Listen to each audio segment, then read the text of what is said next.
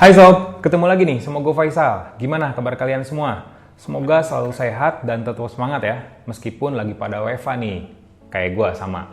Nah, di tangan gue sekarang udah ada smartphone gaming terbaru dari Asus ROG Phone 5, yang akhir-akhir ini gue jadi daily driver smartphone sehari-hari gue gitu ya.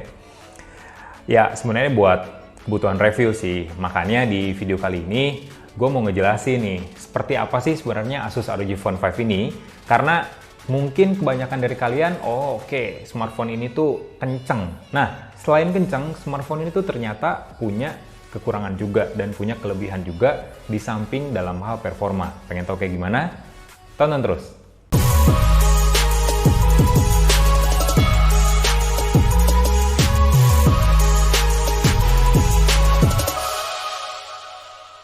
Ngomongin soal desain, Asus ROG Phone 5 ini kayak HP gaming yang ngaku-ngaku gaming. Desainnya mainstream coy, kayak HP premium.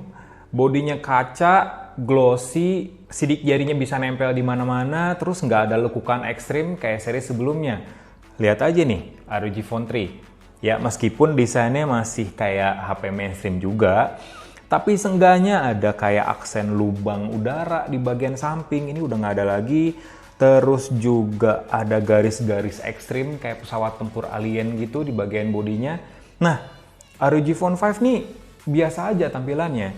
Asus cuma nempelin beberapa tulisan yang menurut gue useless, cuma nampilin warna merah tulisannya, terus juga garis-garisnya nggak banyak kayak dulu, kayak pesawat tempur alien gitu ya, garis-garis lekukannya tuh ekstrim-ekstrim.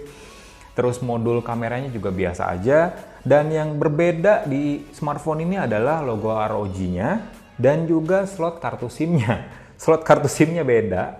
Ini bagus sih, ini jadi pembeda gitu ya. Dan logo ROG-nya.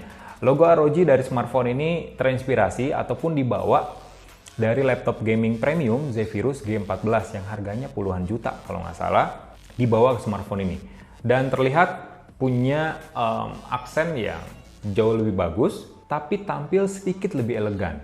Ya, kayak HP premium, bukan HP gaming gitu tampangnya. Sementara untuk bagian depan, layarnya lebih besar, dan grill speakernya atas dan bawah ini seimbang. Dan punya komponen yang sama juga, jadi suaranya seimbang. Terus juga resolusinya tetap sama, nantilah untuk layar dan speaker gue akan bahas di menit-menit berikutnya. Tapi secara visual gue kurang suka sama desain dari Asus ROG Phone 5. Nggak gaming banget, malah kayak megang HP premium yang punya kemampuan gaming kelas atas. Nggak berasa gaming banget lah. Kecuali kalau misalnya mungkin ya, kalau pakai casing soft case yang dikasih Asus dalam paket pembelian. Ya kelihatan cukup gaming lah sedikit. Ya sedikit. Nah, kalau berbicara soal feel penggunaannya, Asus ROG Phone 5 nggak cocok banget buat orang yang butuh HP ringkas yang bisa dipakai dengan satu tangan aja. Berat, bulky, tebal juga, jadi ya cocoknya pakai dua tangan. Terus kalaupun kita maksain pakai satu tangan, ini jadi kelingking, jadi korbannya berat gitu ya. Dan mungkin kalian tahu gitu ya, ada bisa searching, correct me if I wrong gitu ya, ada sebuah kayak gangguan gitu ya dalam di kelingking pengguna smartphone pada umumnya, yang kebanyakan kalau misalnya megang HP berat pakai satu tangan dan penumpangnya jari kelingking, itu akan sedikit melengkung tulangnya itu. Ya kayak gini lah, kelamaan pakai HP ukuran gede yang berat dan maksain pakai satu tangan. Nah, mendingan kalau misalnya punya smartphone segede ROG Phone 5, pakai dua tangan aja. Sementara untuk feel penggunaannya ya cukup licin karena bodinya kaca. Terus juga kalau dilihat, kalau nggak pakai casing, sidik jari bisa nempel di mana-mana, which is gampang kotor smartphone-nya. Terus juga kalau misalnya kita pakai dengan posisi landscape, masih terlalu gede kalau menurut gua. Untungnya sudut-sudut smartphone ini nggak tajam, melengkung, jadi lebih enak. Tapi buat kalian para pengguna ROG Phone 5, gue saranin buat pakai softcase tambahan atau casing pelindung yang disertain Asus di paket pembelian. Itu gripnya lebih enak, cuman berasa lebih tebal aja. Ya, overall secara visual sih ya biasa aja, dan secara penggunaan ya seperti tadi, ini nggak cocok buat orang-orang yang butuh HP ringkas. Ini cocok buat orang-orang yang butuh gitu ya, butuh pengalaman visual butuh segala hal yang maksimal, tapi yang ngorbanin kenyamanan sih kalau menurut gua. Tapi secara desain smartphone ini oke, apalagi HP premium. Kapan lagi nih HP premium 9 jutaan masih ada jack audionya. Terus port USB-C-nya juga ada di bagian bawah dan di bagian pinggir. Terus tombol volumenya juga ada aksen khusus, ya itu yang bikin ROG Phone 5 sedikit beda meskipun tampilannya tetap mainstream. HP gede, ya ukuran layarnya juga lebih gede. Smartphone ini punya ukuran layar 6,76 inci, jenisnya AMOLED E4 buatan Samsung dengan resolusi Full HD+. Gue masih bingung sih, kenapa HP gaming sekelas ROG Phone 5 resolusi layarnya masih Full HD+, ketika smartphone mainstream ataupun smartphone flagship di harga yang sama nih, resolusinya bahkan udah ada yang 2K, ada yang 3K gitu ya. Bahkan kalau di luar sana udah ada yang 4K untuk smartphone flagship buatan Sony kalau nggak salah.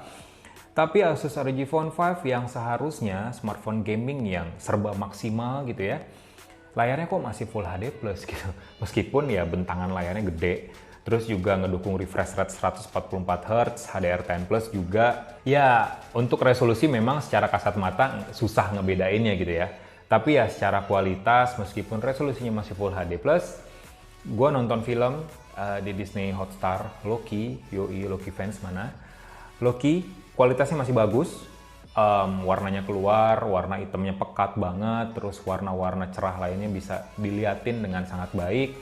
Untuk main game dengan grafis rata kanan juga sangat memuaskan. Smartphone ini nggak ada celah lah untuk visualnya. Apalagi speakernya sob, wah asli speakernya. Asus ROG Phone 5 ini memadukan pengalaman visual yang oke, pengalaman audio yang bagus, dan pengalaman secara keseluruhan yang bagus untuk dalam hal performa. Nah, untuk speakernya, grill speaker di bagian atas dan bawah ini ukurannya sama, komponennya pun sama. Ya, pastinya speaker stereo, suaranya nendang banget coy.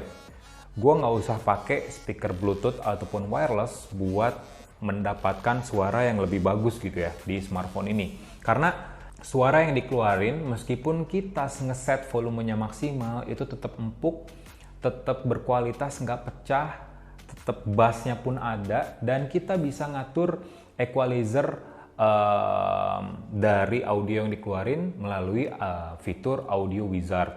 Nah, gua saranin buat dapetin feel yang gaming banget, pakai mode ataupun opsi gamers ataupun gaming. Nah, di situ suara terkecil apapun ketika kita main game PUBG misalnya, ada langkah kaki itu bakal kedengeran di speaker ini. Top lah pokoknya. Performa dari smartphone ini mah nggak usah ditanyain lagi sob. Kenceng banget, asli. Snapdragon 888, RAM-nya LPDDR5, memorinya jenisnya UFS 3.1. Kencang semua tuh, digabungin dalam satu paket Asus ROG Phone 5, skor Antutunya jadi 812 ribuan. Wah gokil. Itu selama gua nih nge-review smartphone, gue pernah nge-review smartphone Snapdragon 888 juga. Itu skornya jauh lebih tinggi Asus ROG Phone 5. Contoh lah Xiaomi Mi 11 gitu ya, yang sempat direview sama Mas Helmi. Snapdragon 888, skornya aja itu lebih rendah 13% daripada Asus ROG Phone 5 yang skornya 812 ribuan poin dari Antutu Benchmark versi 9. Pas gue dapet skor Antutu setinggi itu, gue kira Asus ROG Phone 5 ini Snapdragon 888-nya itu di overclocking sama Asus. Seperti di Asus ROG Phone 3 yang pakai Snapdragon 865 yang kalau nggak salah di overclocking sampai 3 GHz gitu ya, clock speed dari prosesornya. Tapi ternyata setelah gue baca-baca dan gue coba juga, Asus sama sekali nggak melakukan overclocking di prosesor Asus ROG Phone 5. Dan skor 812 ribuan itu gue dapetin tanpa gue nyalain fitur X Mode di Armoury Crate. Jadi fitur Armoury Crate dan X Mode ini bakal aktif otomatis nih ketika kita nyalain benchmark, kecuali kita mencet turn off X Mode di bagian atas, di bagian notifikasi barnya setelah aplikasi benchmark dipakai. Skor itu tuh bener-bener skor standar kali ya, 812 ribuan, dan itu sangat tinggi banget. Jauh lebih tinggi dari Asus ROG Phone 3 pastinya, dan 13% lebih baik dari Mi 11 yang pakai prosesor yang sama. Ya, smartphone ini bener-bener powerful banget berdasarkan AnTuTu benchmark. Karena gue masih penasaran, akhirnya gue pakai aplikasi benchmark lainnya, 3D Mark, yang buat nguji kartu grafis ataupun GPU, dalam hal ini Adreno 660 di Asus ROG Phone 5. Setelah diuji pakai wildlife stress test, terus wildlife test gitu ya, ROG Phone 5 lebih tinggi skornya pastinya daripada pendahulunya ROG Phone 3 dan juga Mi 11 dengan prosesor yang sama. Kalau untuk dengan Mi 11 sih hasilnya nggak terlalu signifikan ya, karena ROG Phone 5 unggul 3% aja skornya. Dan khusus buat AnTuTu dan 3D Mark, skor ini nggak menggambarkan performa sesungguhnya dari smartphone ini ya, cuman angka aja gitu ya. Tapi ya sejujurnya HP dengan Snapdragon 888 ya pastinya nggak akan lemot, pastinya menyuguhkan performa yang kelas atas, sangat memuaskan, dan main game pun pasti rata kanan. Kalau ngomongin soal baterai juga, Asus ngasih peningkatan yang sangat tinggi, yang cukup signifikan dibandingkan dengan seri terdahulunya. Baterainya sekarang 6000 mAh dengan fast charging 65 watt dan adaptornya pun 65 watt di dalam paket pembelian. Terus juga baterai 6000 mAh di sini sekarang mengadopsi teknologi dual cell. Itu artinya baterainya tuh ibarat kasarnya dibelah dua, dual cell 3000 mAh dan 3000 mAh dengan tujuan untuk mempercepat proses charging dan untuk mendukung output 65 watt pastinya, terus juga memberikan keamanan lebih untuk menjaga hal-hal yang tidak diinginkan ketika ngecas smartphone. Karena kan makin besar output pastinya makin panas kan HP, dan teknologi dual cell ini untuk mengatasinya lah istilahnya. Nah, baterai segede 6000 mAh di smartphone ini mencatatkan waktu screen on time 17 jam 45 menit pakai pengujian PCMark Battery Life Test. Sementara untuk motor video di YouTube Full HD dengan kualitas HDR10+, smartphone ini bisa nonstop 15 jam nonton video dengan baterai tersisa 5%. 15 jam, kebayang buat main game ya mungkin ya kurang dari 15 jam mungkin, karena gua nggak ngetes main game lama juga. Tapi ya main game, satu game COD mobile itu kira-kira bisa habis baterai 5-8%-an. Kalau mainin Battle Royale sampai kitanya juara pertama. Tapi kalau misalnya baru turun terus ditembak mati ya 1% aja nggak berkurang kayaknya. Nah, untuk ngecasnya nih sob. Ngecasnya pakai teknologi Hypercharge 65 watt. Dari 5% sampai penuh cuman butuh waktu 1,5 jam aja. Baterai 6000 mAh 1,5 jam bisa penuh. Untuk 17 jam penggunaan ke depan, itu worth it banget kalau menurut gua. Smartphone ini dapat nilai A lah buat urusan baterai.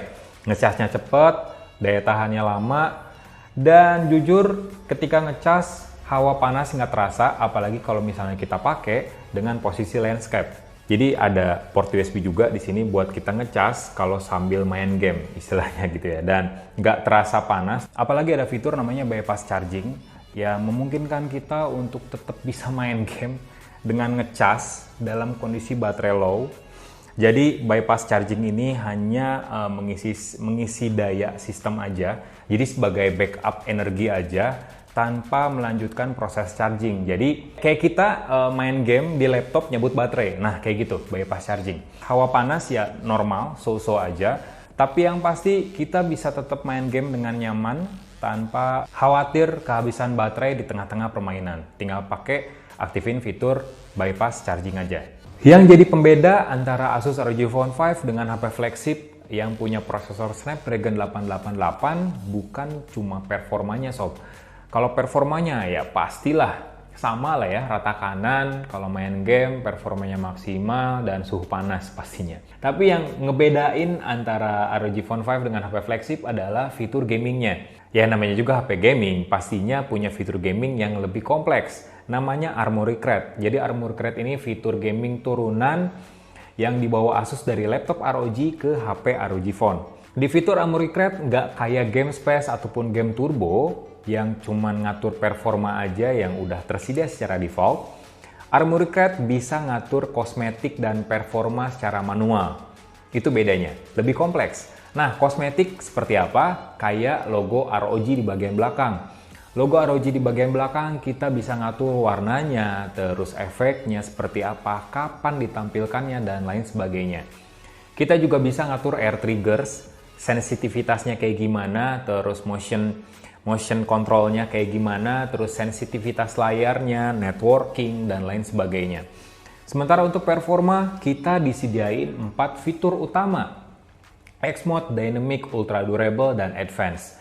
Untuk yang Advanced, kayaknya buat para techie sih, yang biasanya suka ngoprek performa smartphone, karena kita bisa ngatur thermal limitnya, GPU, CPU, dan RAM performance-nya. Kita bisa atur dari low sampai high, jadi ibaratnya kayak overclock gitu ya, mungkin ya secara software. Kita bisa ngatur banyak hal di sini, tapi buat yang pengen main game tapi ya hemat daya ataupun baterainya lowbat, kita bisa milih Ultra Durable. Sementara untuk Dynamic bakal menyesuaikan performa sesuai kebutuhan, dan standarnya adalah X-Mode. X-Mode mah pengaturan rata kanan ibaratnya, yang bikin pengalaman gaming bakal lebih maksimal. Nah, ngomongin soal gaming, ketika kita bermain game favorit, misalnya CODM gitu ya, X-Mode bakal otomatis nyala, dan kalaupun nggak nyala, kita tinggal remes aja HP-nya untuk memicu air triggers. Nah, ketika X-Mode nyala, udah deh, pengaturan gaming rata kanan 60 fps stabil bakal kita dapetin main game di Asus ROG Phone 5. Dengan pengaturan layar refresh rate 144 Hz ataupun kita ngatur ke auto, 60 fps tetap dapet. Bisa ngebayangin nggak sih main CODM, game yang grafisnya bagus, pengaturan grafisnya dan frame rate-nya rata kanan, 60 fps stabil. Genshin Impact juga stabil 60 fps, PUBG Mobile stabil 60 fps, dan game-game lainnya, apalagi yang ngedukung 120 fps, 120 Hz ke atas layarnya kayak Need for Speed, terus Mortal Kombat, itu bisa ditampilin 90 fps ke atas ketika kita nyalain refresh rate 120 Hz ke atas. Jadi game berat bakal dijalankan, bakal ditayangkan dengan smooth, dengan sangat lancar, dengan grafis yang sangat bagus di Asus ROG Phone 5. Kayak gini nih.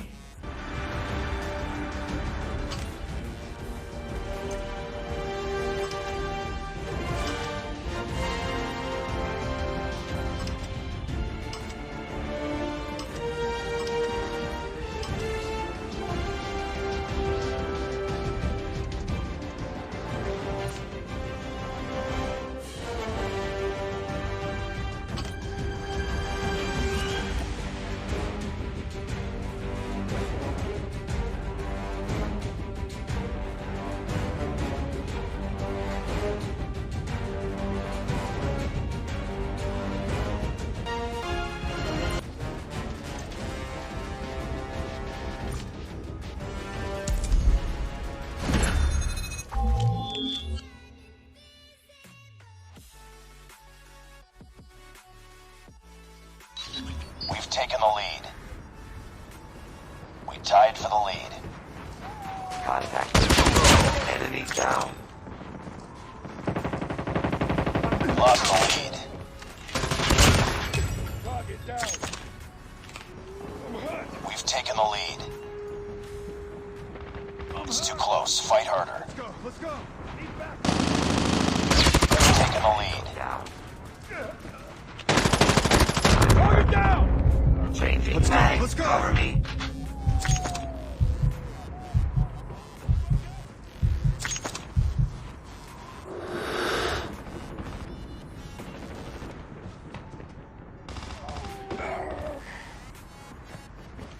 Enemy inside. Target down.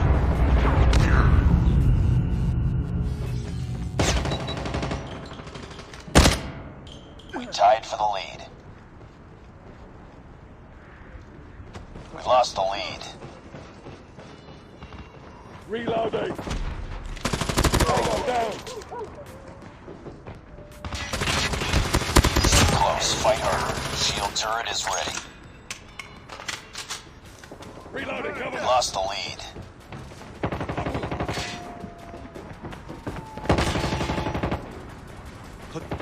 Target down. Enemy contact. Enemy down. Tied for the lead.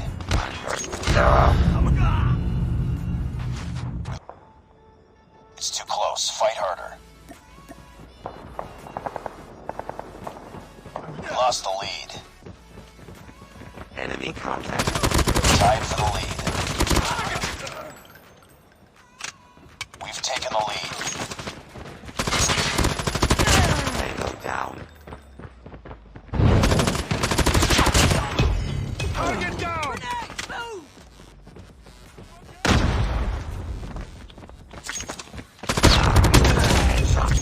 Flashbang. Enemy down. Reloading. Cover me. Tango down. I'm hurt. Changing mag. Cover me. Tango down. Shield turret is ready. Reloading. Cover me. Enemy down.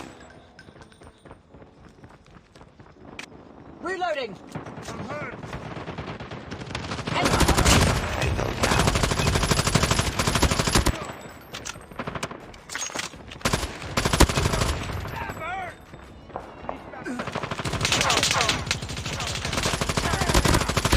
Target down. Reloading.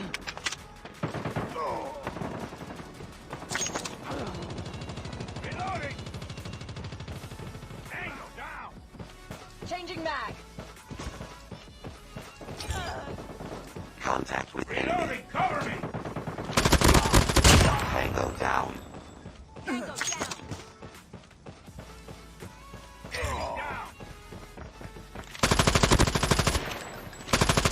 Friendly airstrike incoming.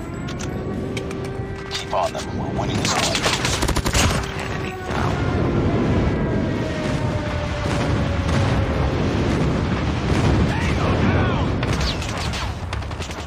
Reloading.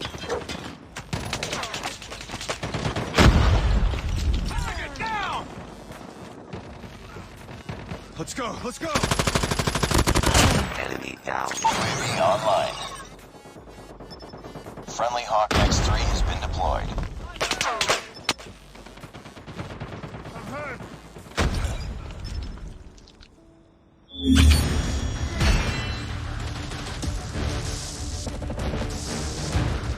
Entah kenapa ya, Asus tetap ngasih hardware, konfigurasi hardware kamera yang sama di Asus ROG Phone 5. Kalau ngomongin kamera, Asus ROG Phone 3 dan Asus ROG Phone 5 ini punya hardware yang sama. Cuma beda software aja gitu ya.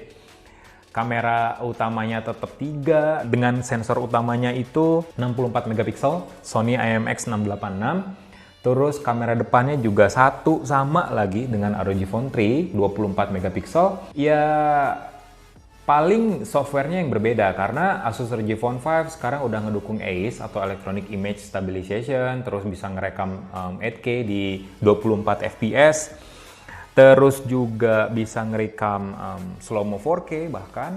Jadi ya softwarenya lebih advance. Sementara buat kualitasnya sendiri, jujur Asus ROG Phone 3 mendapatkan hasil yang bagus ketika gue nge-review soal kameranya, dan Asus ROG Phone 5 juga punya hasil yang bagus sama. Hasil detailnya tajam, fotonya detailnya tajam, warnanya, komposisinya juga natural, apa adanya, terlihat seperti yang kita lihat gitu ya warnanya. Saturasinya nggak ditingkatin, terus juga nggak lebay warnanya, jadi ya gue suka dengan warna yang natural sebenarnya. Terus dynamic range-nya juga sangat luas, apalagi kalau misalnya kita pakai fitur ultra wide, fotonya itu benar-benar luas dan nggak ada efek lengkungan di sudut-sudut foto. Terus juga nggak ada distorsi ataupun noise di sudut-sudut foto yang biasanya terjadi di smartphone kelas menengah dengan sensor kamera ultrawide yang sama kayak Asus ROG Phone 5. Overall sih kameranya nggak usah bahas detail-detail ya, yang penting hasilnya bagus. Kamera depannya juga bagus, apalagi kita bisa ala-ala streamers nyalain kamera depan sambil main game, recording gitu, dan hasilnya pun tampilan muka kita pakai kamera depan ini juga kelihatan detail dengan hasil yang bagus. Terus juga AI-nya main di sini buat memperhalus wajah, tapi nggak ekstrim banget, nggak kayak merek lain gitu ya. Hasil kameranya so far sih gue suka, dan selama gue pakai sebagai daily driver, gue memang suka motret-motret pakai smartphone ini Sayangnya karena WFA jadi nggak terlalu bervariasi ya hasil fotonya, ya di situ-situ aja karena belum berani keluar rumah ataupun jalan-jalan jauh. Nih kayak gini nih hasil fotonya.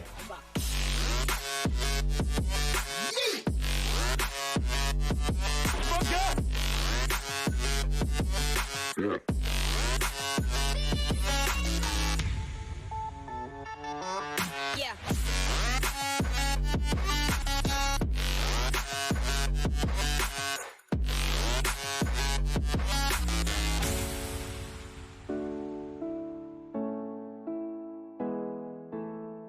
Oke, review Asus ROG Phone 5 kita tutup aja kali ya. Setelah udah ngebahas desain, terus layar speakernya, performanya, kameranya gue bahas juga, fitur gaming. Ya, smartphone ini tuh Asus ROG Phone 5 itu adalah smartphone gaming, tapi bukan smartphone flagship. Beda nih segmennya ya sob. Kalau ngomongin soal fitur gaming, performa gaming, smartphone ini udah jagonya. Tapi kalau ngomongin kelengkapan fungsionalitas, terus juga ergonomisnya, desainnya, terus kualitas kamera dan lain sebagainya ala-ala HP flagship, smartphone ini nggak ngejar. Kalau dibandingin Mi 11 yang punya harga yang hampir sama dengan Asus ROG Phone 5, untuk pengguna casual gue saranin beli HP itu. Tapi buat para gamer hardcore, ya HP ini bisa jadi pilihan yang sangat-sangat tepat. Smartphone ini menawarkan fitur gaming yang lengkap, yang kompleks, Armoury Crate. Kita bisa ngatur kosmetik, visualitas, terus juga pengalaman gaming, performa gaming di situ, tumplek, blek bisa diatur di situ secara manual ataupun kita ngatur berdasarkan sistem auto. Layarnya juga gonjreng, kualitasnya bagus, ukurannya gede, bentangan layarnya luas, speakernya stereo, kualitasnya sama, seimbang, baik yang atas maupun yang bawah karena komponennya sama, suaranya juga nendang, nggak pecah, apalagi kalau maksimal volumenya, memberikan pengalaman visual dan audio yang bagus buat gue selama pakai HP ini. Performa jangan tanya lagi, kita bisa mainin game apapun di Android dengan grafis yang paling tinggi di smartphone ini. Nggak ada celak lah, paling ya celaknya paling ya hawa anget aja sih karena bodinya kan kaca penghantar panas, jadi berasa banget panasnya di 10 menit pertama dan selanjutnya. Ya casing bawaan dari smartphone ini ngebantu sih biar tangan gak langsung megang body, tapi ya hawa panas tetap terasa. Gua saranin buat beli aksesoris kipas eksternal dipasangin di sini, dan itu pun bisa menjadi aksesoris tambahan buat controller juga. Nah itu bisa dibeli mungkin buat mengurangi hawa panas dari smartphone ini. Seperti yang gue bilang, smartphone ini nggak selengkap HP flagship. Karena ya desainnya bulky, itu kekurangannya. Desainnya bulky, berat, gede, nggak ringkas, nggak ergonomis, nggak enak buat dipakai dengan satu tangan. Gede banget, tebal. Terus licin, meskipun padahal bodinya ala-ala HP flagship, lihat. Bodinya premium gitu ya, nggak kayak HP gaming malah.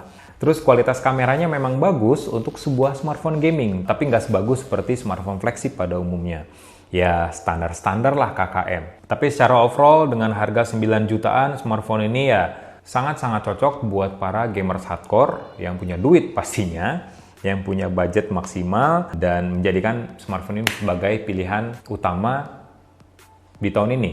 Dan Asus ROG Phone 5 gua rasa pantas untuk menyandang predikat sebagai smartphone gaming terbaik di tahun ini karena ya menyuguhkan fitur gaming yang lengkap, paling lengkap, dan bahkan HP mainstream pun kayaknya nggak ada deh yang selengkap ROG Phone 5 Armoury Crate-nya. Oke, itu aja. Gue Faisal, selalu sehat, selalu semangat. Semoga pandemi ini segera berakhir biar kita bisa hidup normal kembali seperti sedia kala, bisa bertemu dengan teman-teman, keluarga, dan lain sebagainya tanpa ada jarak yang memisahkan kita gitu ya.